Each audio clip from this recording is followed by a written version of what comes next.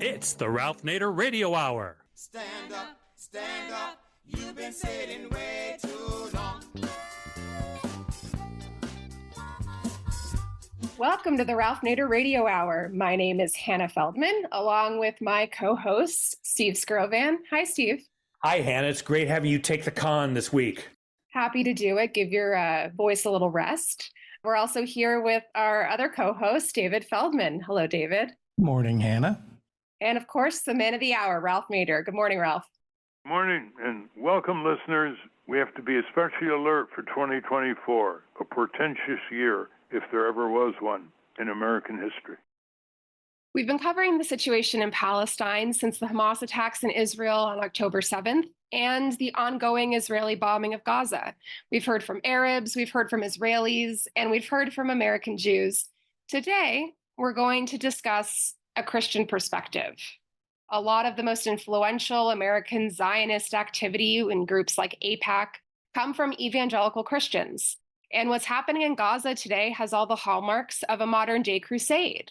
It's a bit of a Christmas pantomime, with Israel playing the role of the medieval Crusader states, the U.S. understudying for the Holy Roman Empire, and the Palestinians, well, they're reprising their role as the people who already live in Palestine.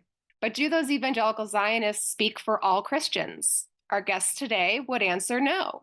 In the first half of the program, we're going to talk to the Reverend Dr. Donald Wagner. He's the National Program Director of an organization called Friends of Sabeel, North America. They're a nonprofit Christian ecumenical organization seeking justice and peace in the Holy Land through education, advocacy, and nonviolent action. Then we're going to close out 2023 with an open forum. Steve, David, and I have some questions for Ralph, and there's a listener question that's been burning a hole in our mailbag for a while. We're going to get Ralph's take on the Supreme Court, AI, and the War Powers Act. As always, somewhere in the middle, we'll check in with our steadfast corporate crime reporter, Russell Mokhiber. But first, Zionist Christians may have the loudest voices, but they're not the only voices. David? Reverend Dr. Donald Wagner is the National Program Director of Friends of Sabeel, North America, a nonprofit Christian ecumenical organization seeking justice and peace in the Holy Land through education, advocacy, and nonviolent action. Prior to his present position, Reverend Dr. Wagner was a professor of Middle Eastern Studies at North Park University in Chicago, where he also directed the Center for Middle Eastern Studies. He has written 4 books, including Anxious for Armageddon, a critique of Christian Zionism, Dying in the Land of Promise, Palestine and Palestinian Christianity from Pentecost to 2000, and Glory to God in the Lowest Journeys to an Unholy Land. Welcome to the Ralph Nader Radio Hour. Thanks so much for having me. Look forward to it. Welcome indeed. You've given us permission to call you Don. Absolutely. We're very informal on this program. 41 years ago, you were in Lebanon when the attack by the Israelis on Lebanon trying to get the PLO, Palestine Liberation Organization, leaders out of Lebanon into some sort of exile. You wrote a recollection of that in June in an opinion piece, and you titled it, I saw Israel's, quote, final solution to the Palestinian problem, quote, in Lebanon 41 years ago, and I see it again today. Could you tell us about that phrase that you have in quotes and the context and your experience on NBC? Yeah, sure. Thanks. And grateful to be with you, Ralph. I led a group of relief and development organizations to Lebanon in late May 82, and we got trapped in the Israeli invasion and the bombing that started actually on the 4th of June. We went around, we visited hospitals, we saw a hospital wing that had been bombed, we watched apartment buildings, refugee camps being hit, and then the roughest was we're at a Red Crescent hospital when ambulances rolled in with 36 teenage girls, 19 in body bags after Israel hit their UN school buses, which were clearly marked. I returned after about a week and asked my staff, I was the director of the Palestine Human Rights Campaign at the time, to get some media So after a day back from Lebanon, they got me on an NBC radio interview with an Israeli general. His last name was Shlomi, and he dictated that he would not allow me in the studio for the interview. So I protested that, but it had already been arranged. In the course of the interview, he described Israel's precision bombing in selected targets, sparing civilians, and going after the terrorist PLO. And I said the bombing was not precise because it was primarily Palestinian and Lebanese civilians who were killed. I mentioned the schoolgirls. He went on to say it's a complete fabrication. And then he said, Israel must defend itself from the PLO terrorists. And this is our final solution to the Palestinian problem. So I jumped on that opening and said, my God, you are endorsing genocide of an entire people. This is what the Nazis said about your people. I think you owe the audience an apology. The interview deteriorated from that point, and the host kind of killed the interview. And I went back to the office and had a call, and he said their phone lines lit up with hatred for what I had said. And they said it should have been the reverse for what the general said. But they said, no, you will never be allowed back at an NBC studio. So that was that. But this is what we're seeing today. Actually, from the Nakba through the war in Lebanon to what's going on in Gaza, this is the final solution. And Netanyahu, members of his cabinet, has said, yeah, we're going to expel as many Gazans as possible into the Sinai, and we'll let Jordan, Egypt, Canada, probably the U.S. take them and be done with them. Final solution again. So this is genocide. It's a war crime, and we're witnessing it every day. Well, what's coming up is an astounding piece of legislation early next year, $14.3 billion with a B dollars to support Israel's operations in Gaza. And there's some Democratic senators, maybe as many as 25 of them, led by Senator Van Hollen from Maryland, who are saying, hey, wait, we have to have conditions here. We can't have this money go to produce more weaponry and produce more destruction. But it looks like they're in the minority here because both the Republican and Democrat leadership in the House and Senate are favoring this bill. Now, we've called this bill the genocide tax for a simple reason, that why should the American taxpayer be charged for a blunder, a colossal blunder, and a collapse of Israeli defenses on October 7th? I mean, it is so astounding that everything in terms of detection equipment was disabled and the soldiers were not alert. It indicates that maybe some of the writings in the Israeli press pointing to, was this another Netanyahu lure maneuver in order to use it as a provocation, although he probably wouldn't have thought it went that far, in order to attack the Hamas. Now, this is a very complicated relation between Netanyahu and Hamas. Can you describe that? Well, I was on a sabbatical trying to write a book in '87 in the fall when the first Intifada broke out. And I went over to Palestine and went right down to Gaza within a week of the Intifada breaking out. And I was staying with one of the relief and development guys, and he drove me around, and you could see kids in the street throwing stones at the IDF, tires burning, IDF chasing the kids down alleys. He said, I want to take you by a mosque. We're not sure about this one because it's fairly new. So we went by, and he said, let's just sit here for a while. Again, you had tires burning in front of the mosque, no IDF soldiers around. Kids threw stones at the military. They left them alone. And he said, what do you see here? I said, my God, the IDF doesn't seem to care. They're not retaliating against this mosque. He said, yeah, it's a new group. And we are doing research on the Sheikh. They're calling themselves Hamas. So it looked like from the beginning that was a protected movement. And the idea was to drive a wedge between the PLO that was strong and really powerful in Gaza and all over the West Bank, although the Intifada was totally independent of the PLO in the first days. But Israel helped foster, they let money come in. We don't know from where, The Saudis could have been involved, Qatar, the Gulf, but they allowed Hamas to grow as a divide and conquer strategy against the PLO, which was more secular. So the roots go back to then, and it's continued. And I know under Netanyahu, he's allowed the money to continue to come in because it gives him plausible denial. We have nobody to negotiate with.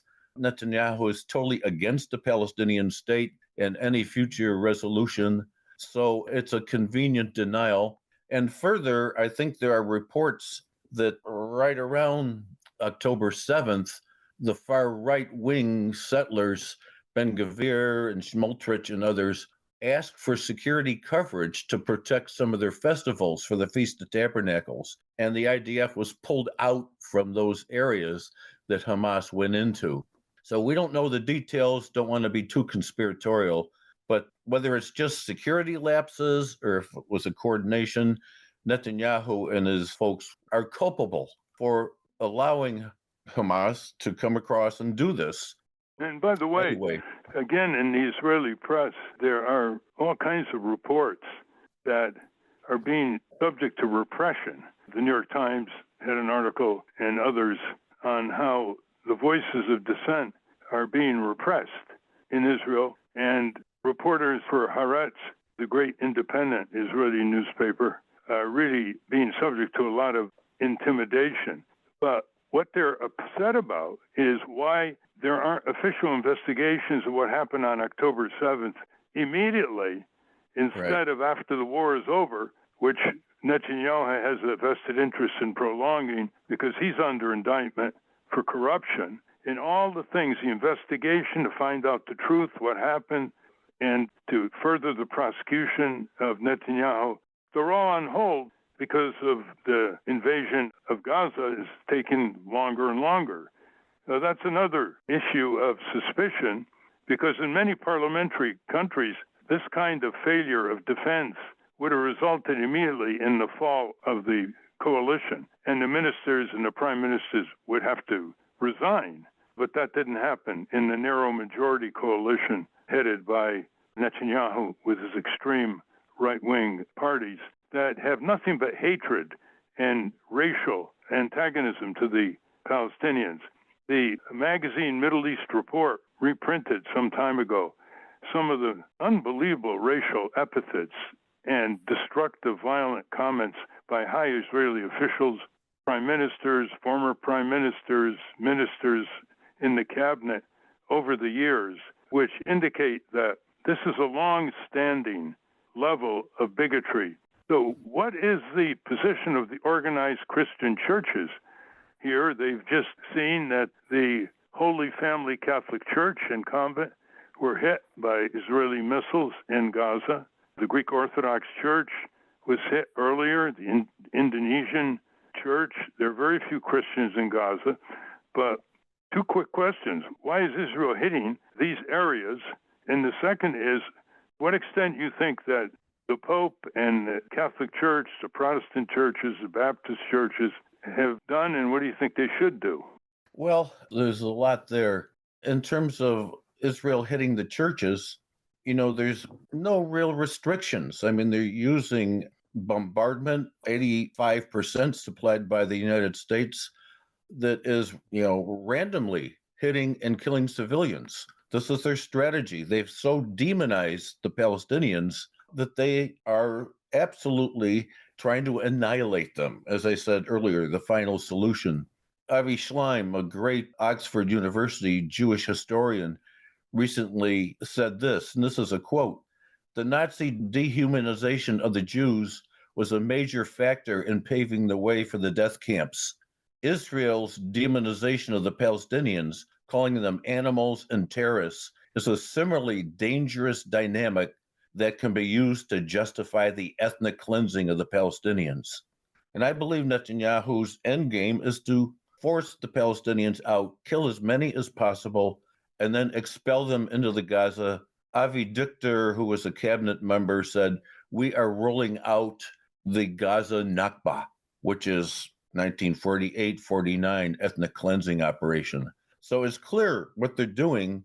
And the Biden administration has rehabilitated a criminal in Netanyahu and enabled all this to happen. Now, the church's silence is just appalling to me, and we're trying to awaken them. The Presbyterians and United Church of Christ are a little bit better than the others. The Pope has strongly condemned this as terrorism, but it doesn't filter down because so many of the church hierarchy are intimidated by the ADL and other accusations of anti-Semitism, let alone the evangelical Christian right supports Israel, whatever they do, because it's paving the way for the return of Jesus. And that's for the Speaker of the House now, Johnson, who holds those kinds of views. So this has impact on Congress. And so the church needs to be awakened. And you have Christians from the West Bank, Bethlehem, Gaza crying out. And a great sermon was preached by a friend of mine, Reverend Munter Isaac, on Christmas Eve, saying that we will find God and Jesus in the rubble, and we must be there. And he condemned the silence of the church globally. So we have a lot to do in kind of mobilizing the church. I read the statement by the National Council of Churches and the Conference of Catholic Bishops. They were quite strong in condemning what Israeli slaughter in Gaza, but a statement is not enough. They're not up on Capitol Hill. They're not addressing the growing protests at Israel of Jewish Voice for Peace. If not now, standing yes. together. They can develop an ecumenical civic protest that might reach Capitol Hill, which is the source of the entire power over there. The money, the weapons, the diplomatic cover, the vetoes, and the Security Council. All this can go back to Congress, not just Joe Biden. Joe Biden has called himself, quote, a practicing Catholic, end quote. And during an interview with the Jesuit Review on September 21, 2015, he emphatically identified, quote, abuse of power, end quote, as a cardinal sin, worse than all others, that should be arrested and defeated. And he said that bedrock Catholic doctrine requires treating every person with dignity. Well, how do you square this? You're a reverend. To what extent does someone like Joe Biden, listening and reading what the Pope is saying and what words he's using sorrowfully? This is Pope Francis, who, when he was a cleric in Argentina, was a main supporter of Jewish Argentine rights against bigotry. And he called what's going on in Gaza terror. And he said, after October 7th, one terror can never justify another terror. What kind of standards do you hold Joe Biden? Never mind political, constitutional, ethical standards, peace standards. How about holding him to his self-definition as a practicing Catholic? Well, I wish he would listen to the Pope and take seriously what the Pope has said. But I think Biden's commitment to Zionism overrides any theology, and he doesn't have the depth to grasp the difference at this point until we see some change. He's always been a Zionist. He said before AIPAC at one point, I take money from AIPAC and I donate money to AIPAC. I am a Zionist. You don't have to be a Jew to be a Zionist. And that means he's embraced a certain narrative interpretation of theology that elevates a national state and the ideology of Zionism, which privileges one race, one party, one country over all others, grants them right to the land and right to annihilate any opposition. So I think he's still there until we see some change.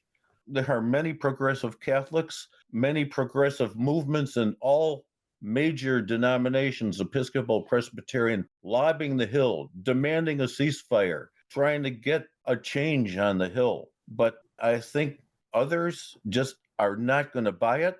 The lobby is powerful, and so many have bought into a type of Christian Zionism, whether it's a liberal Protestant and Catholic or a fundamentalist evangelical. So right now we're stuck until we see a shift in policy. Technically, the U.S. is now a co-belligerent under international law with Israel. Yes. The Genocide Convention, it calls for the prevention of the crime of genocide. We have enabled it. We've enabled it, Israel's intent and the action. Therefore, we are complicit with the funding. And that means if the U.S. can block the International Criminal Court, but maybe not the International Court of Justice. So there's already the Center for Constitutional Rights already has a legal brief that will charge Biden, Blinken, and others with genocide. And this is the way it has to go, I think, to maybe awaken something in the White House and on the Hill. Well, what Congress is preparing to do with this genocide tax of $14.3 billion is to pass it without any public hearings at the House Armed Services Committee, Republican-dominated, and the Senate Armed Services Committee, Democrat-dominated. Yeah. The White House uses the phrase unconditional support. It's also procedural autocracy, where you Right. can't even have the procedures in Congress be open and fair before a decision is reached. Now, Netanyahu keeps saying that he's doing this in Gaza so Hamas can never be an existential threat to Israel again. Hamas never was an existential threat. They were embargoed. All they had was handheld weapons, few rocket grenade launchers against one of the most powerful armies, navies, and air force in the world, the Israeli military. And nuclear. And of course, as one power. Holocaust survivor told the New York Times in Israel, he said about October 7, he said, quote, it should never have happened, unquote. So obviously, if the Israeli defense is modestly alert, Hamas could never do this again, even if it was able to smuggle some arms in order to breach the border. So he's exaggerating this in order to justify driving the Palestinians out of Gaza and out of the West Bank. And there's a lot of very powerful antagonistic verbal support for that in the last few decades by right-wing extreme Israeli politicians. That's why when you criticize what's going on there, always use the word Israeli government, because there are many, many Israelis who disagree and oppose Netanyahu, not only for what he wanted to do with weakening the judicial system in Israel, but in the Israeli foreign policy. And so it's a mistake just to refer to the Israeli society, because they're very, very courageous groups. And so we should be very laudatory of the dissenters under extreme pressure going on in Israel at the same time. One of the few things that gives me hope after working on this issue for 45 years is the power of the young American Jewish and global Jewish activists. They're not buying the Netanyahu line. They range from being embarrassed to just angry about what Netanyahu and the ADL, AIPAC have done to Judaism and blending it with Zionism. So these are the prophetic movements that are taking us back to authentic Judaism and the Torah, which is based on justice, tikkun olam, healing of the world. And there are movements now of Black Lives Matter, young Islamic groups. We're working with Americans for Muslims in Palestine and others here in Chicago, Jewish Voice for Peace, if not now, to form a movement, a coalition at the grassroots. And we're proud to be part of a group that's the leadership is under 40, and my wife and I are listening and taking their lead. She's Palestinian, by the way. So the hope is this young movement and the grassroots from the bottom up. But unfortunately, we're not making the dent we need to at the top, at Congress, with the media and mainstream media. Social media is great. And then, as you said, many progressive Israelis who are now under real fire and scrutiny, with this extreme government that's clamping down on their activism. Not to mention the West Bank, where these settlers are out of control, where we have family over there near Ramallah, afraid to let their kids out of the house and don't know who's going to come back at the end of the day. So this will end. We don't know when, but I think all the listeners just need to mobilize their letters, their calls, and repeat them daily to Congress to stop this 14 point whatever billion, which is a genocide tax, as you rightly say. We need to do our part, whether it's churches, mosques, synagogues, your clubs. We need to be more activated because this is a defining moment, really, of the rule of law. And if the U.S. will stand by it or support what is actually a genocide. In terms of dire necessity, what needs to be done is a ceasefire and allowing UN inspection of hundreds of trucks now at the border for Yes. humanitarian relief with food, water, medicine, shelter and materials, etc. And this is where Biden will be cursed forever by the judgment of history. He has allocated the money for thousands of trucks coming in from Egypt, humanitarian, and the Israelis are letting in a dribble of trucks, maybe 20 or so a day, because they're holding them up and they're so-called inspecting them, and he's not doing anything about that. So he calls for humanitarian aid. He's using U.S. tax dollars to provide hundreds of trucks a day that can come in, desperately needed by sick, starving, dying Palestinian families who had nothing to do with October 7th, many of whom probably do not support Hamas in the first place. They just want to get through the day and raise their families in peace. And he can't call Netanyahu and say, look, I'm finished with urging you, finished with begging you. You will let hundreds of these humanitarian trucks in, and the only way they can reach their destination, the dying, starving people of Gaza, is for you to stop bombing and enforce a ceasefire. That's what Joe Biden can do, but he's weak. He's indentured. He's Yes. intimidated by these powers that be, and most of it is he knows that Congress will turn against him. I can envision a private conversation between Netanyahu and Biden, and a hypothetical Biden said, you will let hundreds of trucks in and enforce a ceasefire, Mr. Netanyahu. And Netanyahu can say to him, Joe, I heard what you just said. Why don't you take it up with our Congress? So Congress, there is a huge responsibility here, one by one, senator by senator, representative by representative. Call them, peacefully protest around our local offices, and join some of these various groups that Reverend Don Wagner just pointed out. I'd like to add one thing to the ask, and that is to lift the illegal blockade on Gaza that the U.S. has supported and open up more access points to the north, east, west, and south of Gaza so that up to 500 trucks a day can get in, which was the level before October 7th. So call Congress, put the heat on, call the White House, as Ralph said, and do it more than once, because this really is a defining moment with this genocide bill.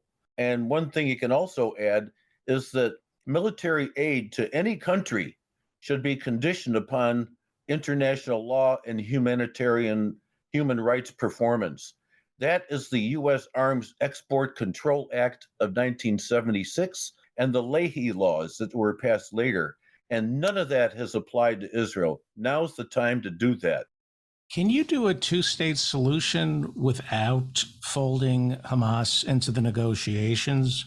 And I would assume the Hamas leadership is in Doha. Are they prepared to make the transition that Yasser Arafat supposedly was, to go from warrior to statesman? Well, I think Hamas revised its charter in, 2017 that showed an opening to a Palestinian state anywhere, but with full Israeli withdrawal from the occupied territories and end to the settlement, et cetera, et cetera. And the state must have the right of self-determination and political rights and control over the air, land, everything under that state. Right now, I don't think a two-state solution is possible because the U.S. backing Israel has allowed the settlements to destroy that opportunity. You know, the Palestinians live in little enclaves surrounded by settlers and the military, but the right to a state could be negotiated and get strong support. And I think, there may be some people like Marwan Barghouti, who's in prison right now, who would rally Palestinians behind them, whoever they are, whatever their political party. But Israel has them in prison, and there are others. So you need to appoint a Palestinian group the Palestinian Authority is bankrupt and unpopular. So there has to be a new movement. I think a revived PLO, opening up all the Palestinians in diaspora, is what needs to happen to provide Palestinian leadership for the future. And folding Hamas into the PLO is what some people are suggesting. But would Hamas agree to be absorbed into the PLO? I don't know. It remains to be seen. Until now, they didn't want anything to do with the PA. But I think if you can remove the PA and open up, just get creative and open up new possibilities in a global new PLO that is not the PA and not controlled by the U.S. and Israel, you might have an opportunity, whether it's Hamas or some other group. In the last 10 years, Don, at least there's a growing movement for a one-state solution. And we had Miko Peled, author of The General's Son, a Israeli peace advocate, on our program. And he made an interesting point. He said, look, there's already a one state. You're right. It's called Israel proper and controlling, occupying the rest of the 28% of Palestine, called the West From Bank. the river to the sea. In Gaza. He said, all that's needed is to give everybody living in Israel proper, Gaza and the West Bank, equal rights, like in South Africa. One person, one vote. He said there already is a one-state solution. But, of course, it never gets much attention in the mainstream press here because the focus is on a two-state solution, which the Israeli regime is adamantly opposed to, and Netanyahu has bragged about it in past years right up to the current year, that he would never allow an independent, coexisting Palestinian state. Hannah? Reverend Wagner, my question is about how American fundamentalist Christian clergy fetishize the Holy Land. We've had previous guests speak to how Birthright Israel and other similar programs fetishize Israel and try to turn Zionism into a core tenet of American Judaism. Could you speak to how American Christianity, whichever relevant sects, how they fetishize the Holy Land and the work that you're doing to counteract that? Yeah, well, that's a book right there, but you can find it in my memoir, Glory to God in the Lowest. I deal with that. I grew up in this right-wing evangelical Christian Zionism. It's actually a form of fundamentalism. It actually also predates Zionism and worked with Zionism like as a handmaiden symbiotically back in the 1890s and so on. But Christian Zionism as an evangelical fundamentalist movement really elevates the modern state of Israel, and it equates biblical Israel with the modern state. That in itself is a heretical teaching. There's nothing in the Bible that says a modern state will be the fulfillment of prophecy. But this movement takes that kind of a direction, and it has kind of a 3-act scenario to it. The first act is that we are now in a difficult period, but we must support Israel because that is not only the locus, but the movement that will bring Jesus back. The second act of this scenario is that soon we will enter a final period where Israel will be attacked from the north. Christians who are true believers, as born-again Christians, will be raptured, lifted out of history conveniently. Now, this is all heresy, in my opinion.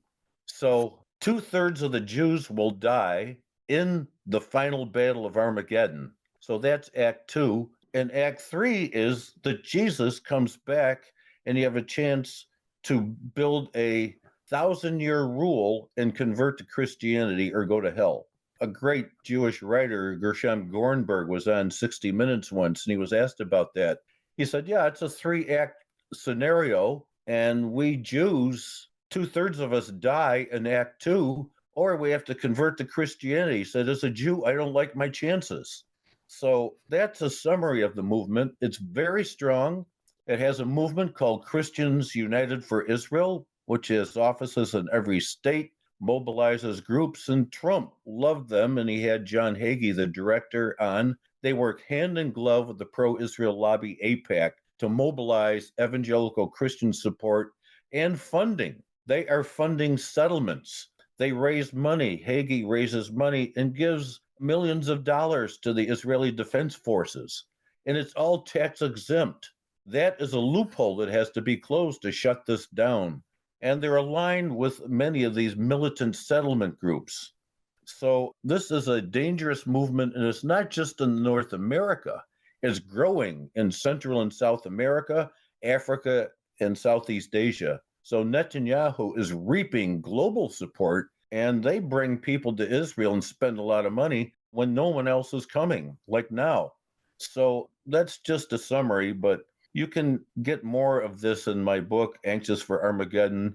And there's a great website that I worked on for a while called www.christianzionism.org, where evangelicals critique this heretical theology and show alternatives. What we're hoping is we're going to have a powerful coalition working from the bottom up to mobilize more people at the grassroots to change Congress, but we're not quite there yet. So we need your help. Thank you very much, Reverend Dr. Don Wagner. Great to be with you. And please, everyone, get busy mobilizing those calls. This is an illegal operation. Our tax dollars are being used illegally in this case. So thank you all. Let's go to work. We've been speaking to the Reverend Dr. Donald Wagner. We'll link to his work at ralphnaderradiohour.com. Up next, we've got some of our own questions for Ralph. But first, let's check in with our corporate crime reporter, Russell Mokhiber. From the National Press Building in Washington, D.C., this is your Corporate Crime Reporter Morning Minute for Friday, December 29, 2023. I'm Russell Mokhiber. Diddy and Milling will pay more than $1.8 million in penalties after a May 31, 2017 explosion that killed 5 workers and injured more than a dozen others. The company has also agreed to make extensive safety and health improvements at the facility. Diddy and Milling pled guilty on September 29, 2023 to charges related to falsifying the mill's cleaning and baghouse logs and agreed to pay restitution of more than $10 million to the 2017 explosion victims and a $1 million criminal fine. Diddy and Milling's agreement to make extensive safety improvements and work with OSHA and industry experts to protect the mill's workers will protect the safety and lives of their current and future employees, OSHA said. For the Corporate Crime Reporter, I'm Russell Mokhiber. Thank you, Russell. Welcome back to the Ralph Nader Radio Hour. I'm Hannah Feldman, along with Steve Scrovan, David Feldman, and Ralph. Steve, why don't you kick things off with a listener question? This is going to be an open forum. We've got Ralph. We're going to ask questions. Ralph, we're going old school here. This is how the show began, with David and I asking questions of Ralph before we, a few months later, started having guests. And we're going to jump off with some audience feedback first. And this first question is from a regular listener from Canada, from Prince George, British Columbia. His name is Jerry Chidiak. And this is a question about Gaza, but it's a different angle. He says, this is a question regarding the repression of free speech regarding the current crisis in Gaza. He says, people are being slandered for speaking up for human rights, and some are even losing their employment. Once this crisis is over, if members of the IDF and the Netanyahu government are convicted of war crimes and crimes against humanity, will those who have been slandered and wrongfully dismissed be able to press civil charges on the Zionists who attacked them and charge their employers with wrongful dismissal? And if so, why isn't the pro-Israel lobby taking this into consideration? Perhaps you could also address the training and financial incentives offered by pro-Israel groups like Honest Reporting. He says, thank you for clarifying. I'm a teacher and an op-ed columnist. I am always mindful of the potential for such attacks unless I weigh my words carefully. That's from Jerry Chidiak from Prince George, British Columbia. Any comment on that, Ralph? Well, as Amy Goodman has reported on Democracy Now!, there's a wave of oppression of pro-Palestinian voices among students and faculty at universities and colleges in the United States. They're being, as trustees and administrative officials of these institutions, being called by donors, threatened with withholding money if they don't silence these pro-Palestinian voices or censor or discipline them. And it seems to be getting worse as the drama, as the genocide unravels Palestinian Gaza. Instead of backing off and saying, look, these people have a point. First of all, they have a right to express their opinion on the First Amendment, whether you agree or not. But second of all, There's a lot of substance to what they're saying. Look at the visuals, look at the images, look at the findings of Israeli human rights groups day by day. It doesn't seem to be happening that way. The suspension of jobs, including public agencies, people are being suspended, job offers to law students being turned back, and it's all about importing the authoritarianism from this Israeli regime into the public dialogue of the U.S. So the question is not just what is the U.S. doing for Israel? The question is what is Israel doing to our democracy here? Not just how we spend our money, not just what Congress is doing, but how it's affecting people here. You can boycott the U.S. government publicly as a citizen and still do business with the U.S. government. But if you boycott certain state governments like Texas and say that you support a boycott of Israel until it respects Palestinian human rights, you can have your contracts rejected or pulled back with the state government of Texas. So it's a situation where the Israeli regime has more rights here than the U.S. government, which is unable to pull this off because of something known as the U.S. Constitution. And another point, of course, is that Netanyahu has far more power over Congress than he has over his own Knesset. Yeah, that's interesting. Thank you for that question, Jerry Chidiak. David, you want to jump in here? Ralph, if Hillary had won in 2016, was reelected in 2020, by now she would have picked 4 Supreme Court justices, which means 6 out of 9 Supreme Court justices would either have been picked by Obama or Hillary. So how progressive would America be right now? Would her appointees be easily influenced by big money donors the way Alito and Thomas are? What would this country look like right now? And would we get Supreme Court justices that are immune to the temptations that Alito and Thomas don't seem to be? Certainly we wouldn't be getting the kind of Supreme Court justices that Trump has nominated or his predecessors. We would get more justices like Justice Sotomayor, Justice Ginsburg, Justice Kagan, called moderate Democrats, protective of civil rights, for example. Not all that great on corporate power, but not completely surrendering to it as well. We'd get more justices like Steve Breyer, and it wouldn't be anywhere near as intimidating to democratic principles and constitutional principles as the 6-3 majority now on the court, and we may see evidence of that on multiple decisions coming up in 2024 involving Trump and other petitioners. ProPublica recently launched a searchable database for the Supreme Court's financial disclosure paperwork. And it's a really interesting read. I'm just kind of plugging that for anyone who's curious. And there's a lot of crossover between justices, I would say on the right and left, but I would say most of them are probably center-right, even if they were appointed by Democrats.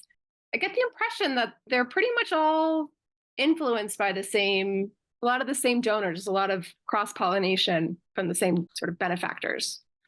Well, the corruption of Clarence Thomas has been documented by ProPublica, the New York Times, and article after article. He's gone on these junkets by billionaires. He's accepted huge gifts that he has not disclosed. It's because until very recently, there were no ethic codes applying to Supreme Court justices the way they apply to lower federal court judges. And now they have a weak new code of ethics, but they leave its enforcement up to each Supreme Court justice, which, makes a mockery of satire.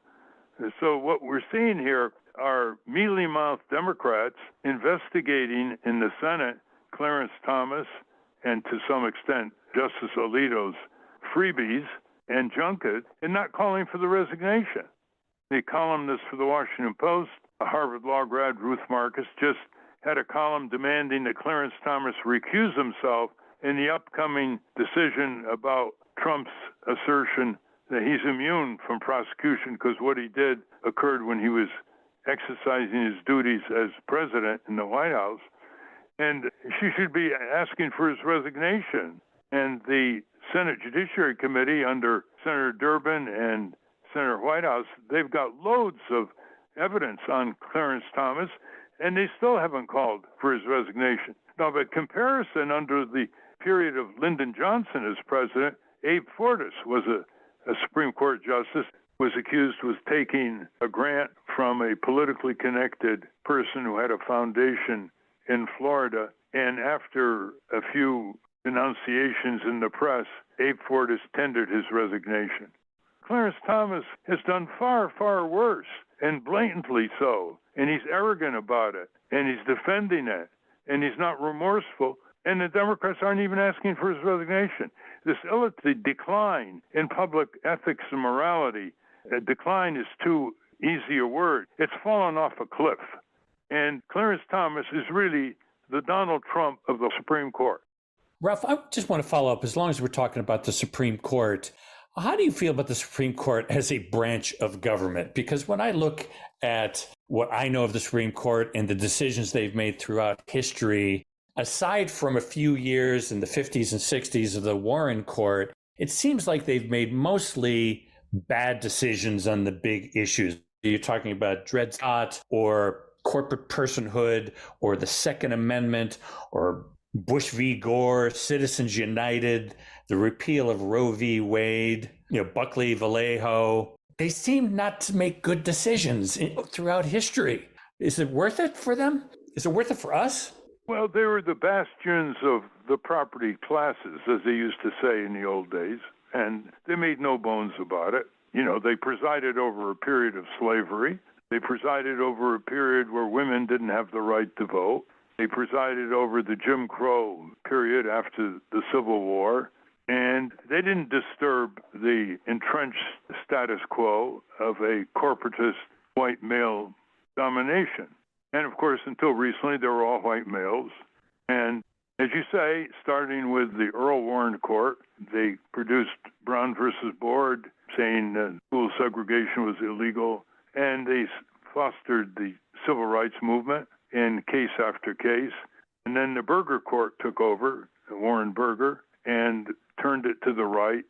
And then it hasn't stopped. It is now the most extreme court in generations, with a 6-3 majority that is pro-corporate, pro-executive branch power at the expense of the Congress, anti-union, anti-worker, and anti-consumer. And the only time they defer to Congress and defeat the petition for the people is when they feel it necessary to rein in the regulatory agencies. But worse is yet to come. They may come out with a decision next year stripping the regulatory agencies of the delegation of authority to regulate corporations like the oil companies, the drug companies, the auto companies. They may issue a decision that strips them, saying that this is an unconstitutional delegation of authority by the Congress that is legislative in function and has no business being exercised by executive branch agencies, throwing it back to Congress, saying, you want to regulate these corporations, you do it, with thousands of pages of regulations, presumably, as if Congress has the expertise or is willing to labor more than 3 days a week when they're not in recess.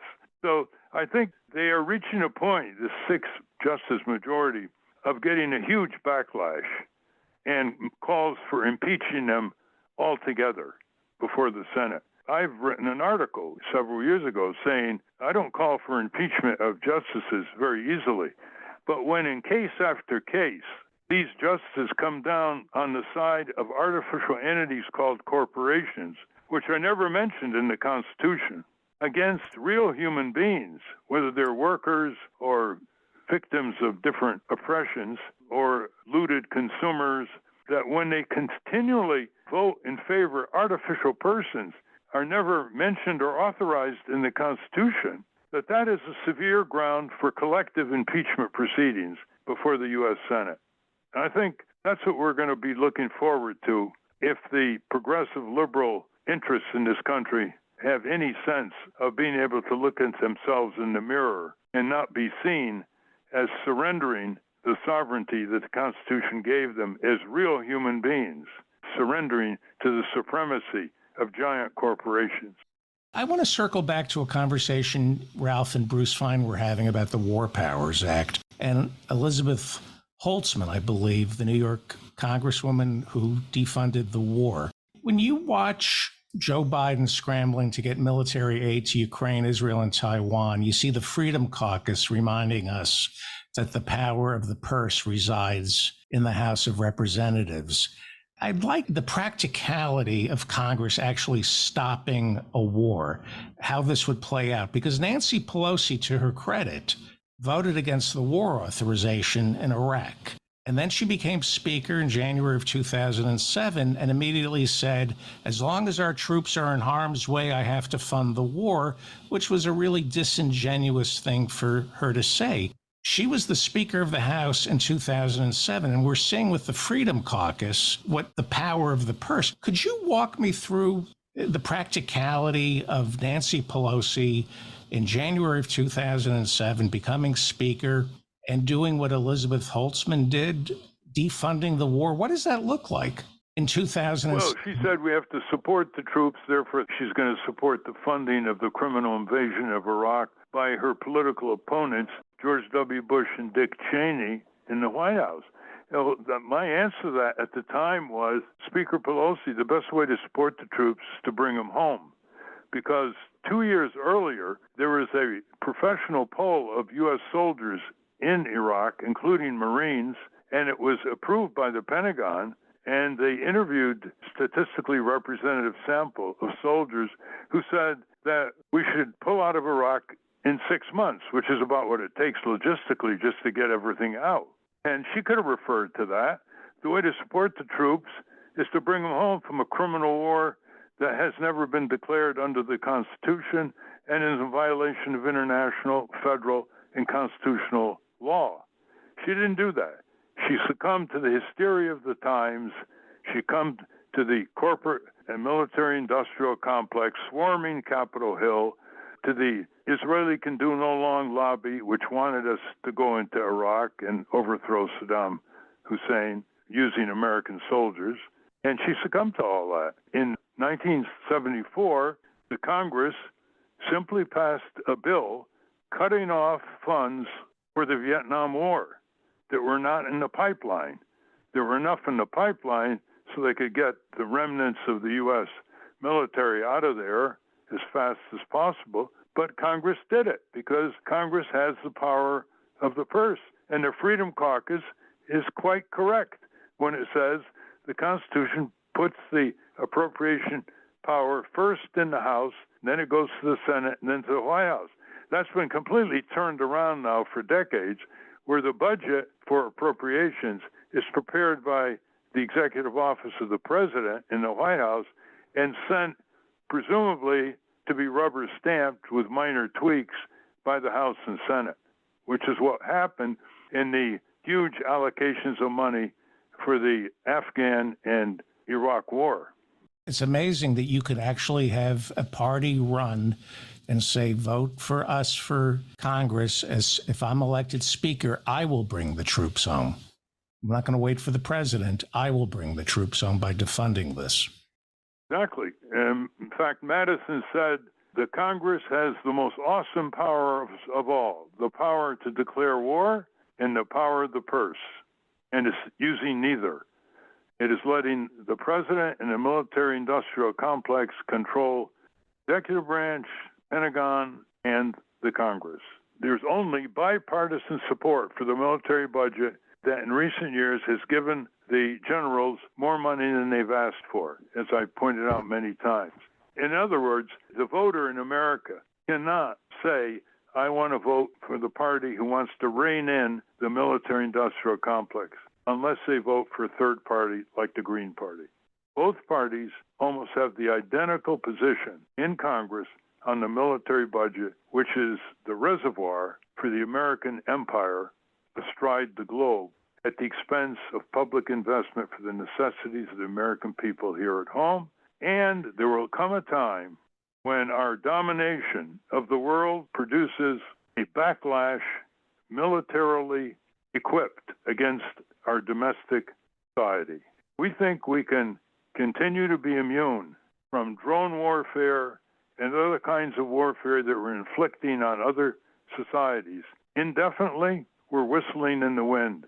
And if the attacks do come, we will turn into an authoritarian regime where all dissent will be suppressed as we attack in all directions the perceived source of what caused the damage in this country. That's what we did after 9/11, spent trillions of dollars, and it has not brought us any security. It has simply postponed the time for the exercise of revenge by the innocent people in societies that we've blown up who had nothing to do with being threats or imminent threats to the United States.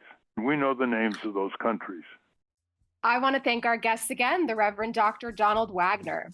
For those of you listening on the radio, that's our show. For you podcast listeners, stay tuned for some bonus material we call the Wrap Up. Francesco DeSantis has the week off, so there's no in case you haven't heard, but there's plenty of other stuff for you to listen to. A transcript of this program will appear on the Ralph Nader Radio Hour Substack site soon after the episode is posted. Subscribe to us on our Ralph Nader Radio Hour YouTube channel. And for Ralph's weekly column, it's free. Go to nader.org. For more from Russell Mokhiber, go to corporatecrimereporter.com. The American Museum of Tort Law has gone virtual. Go to tortmuseum.org to explore the exhibits, take a virtual tour, and learn about iconic tort cases from history. We have a new issue of the Capitol Hill Citizen. It's out now. To order your copy of the Capitol Hill Citizen, Democracy Dies in Broad Daylight, go to capitolhillcitizen.com. And remember, to continue the conversation after each show, go to the comments section at ralphnaderradiohour.com and post a comment or question on this week's episode. The producers of the Ralph Nader Radio Hour are Jimmy Lee Wirt and Matthew Marin. Our executive producer is Alan Minsky. Our associate producer is Hannah Feldman. Our theme music, Stand Up, Rise Up, was written and performed by Kemp Harris. Our proofreader is Elizabeth Solomon. Our social media manager is Stephen Wendt. Join us next year on the Ralph Nader Radio Hour. Thank you for a great year, Ralph. Thank you all that made it possible. And I'd just like to say to our listeners, when you get a copy of the Capitol Hill Citizen, you can go to capitolcitizen.com, order a copy or copies. You'll get it by return, first-class mail. Call up some reporter friends you might have and say, have you heard of the Capitol Hill Citizen? You might want to read it. Step up, you ought to